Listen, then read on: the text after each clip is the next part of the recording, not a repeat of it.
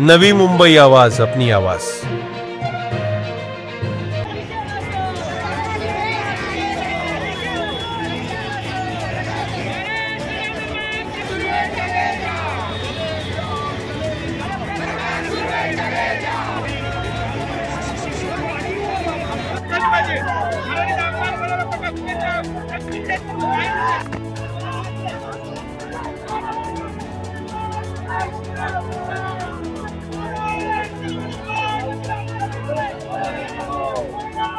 आणि महाराष्ट्र निवारण सेना यांनी संयुक्त विद्यमाने आजचा हा जो निषेध मोर्चा आंदोलन आपण घेतलेला आहे।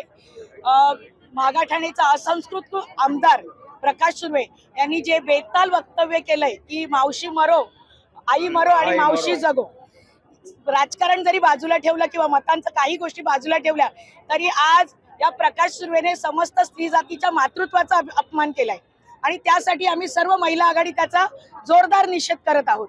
आज या मागाठाणेमध्ये मराठी टक्का जास्त आहे। जर प्रकाश सुर्वे जिंकून यायचं असतं तर 2 वेळा तो पडला होता।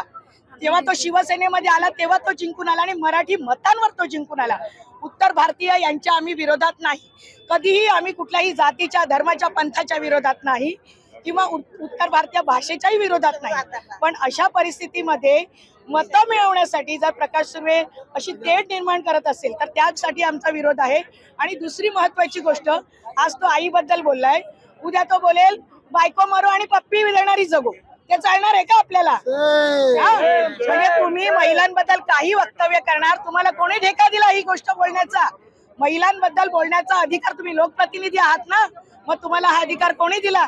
महिलांबद्दल बेताल वक्तव्य काहीही बोलायचं? तुम्हाला आईची महिमा माहिती आहे? ज्या आईने तुम्हाला 9 महिने पोटात वाढवलं त्या आईला मारून टाकण्याची भाषा करताय तुम्ही? ही गोष्ट चुकीची आहे आणि त्यासाठी मी मागाठाणेमधल्या समस्त मराठी बांधवांना, बंधू भगिनींना अपील करते की या प्रकाश सुर्वेला त्याला त्याची जागा दाखवून द्या।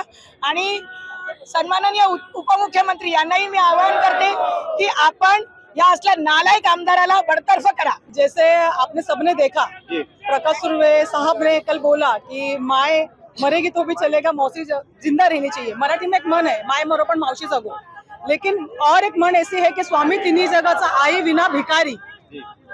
कितनी भी मौसी आ जाएगी ना, लेकिन माँ की जगह वो कभी नहीं ले सकती।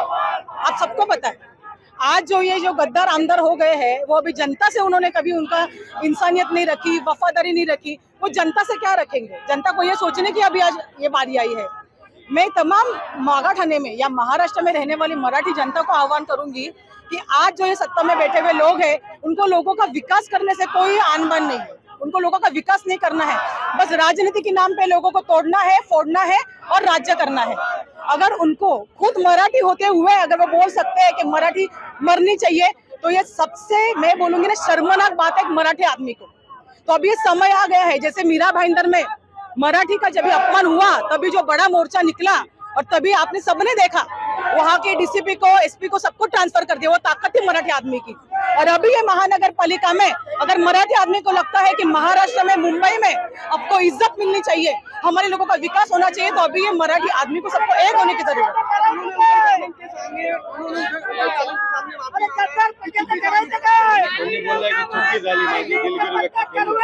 आता मला सांगा, जेव्हापासून यांचं सरकार आलं तेव्हापासून ह्यांचे प्रत्येक नेते काही ना काही बेताल वक्तव्य करतात।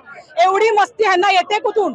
संविधानाची पायमल्ली करतात, हुकुमशाही करतात। आज आम्हाला पोलीस स्टेशन मधून फोन येतात, तुम्ही जाळपोळ करू नका, तुम्ही फोटोना जोडे मारू नका। हीच का ती लोकशाही आहे आमची? आज ह्यांचं सरकार आल्यापासून या 10 वर्षामध्ये आम्ही माय भगिनी, आज आमच्या खिशातले पैसे गेले। काळं धन आणणार बोललो, तू कुठे गेलं?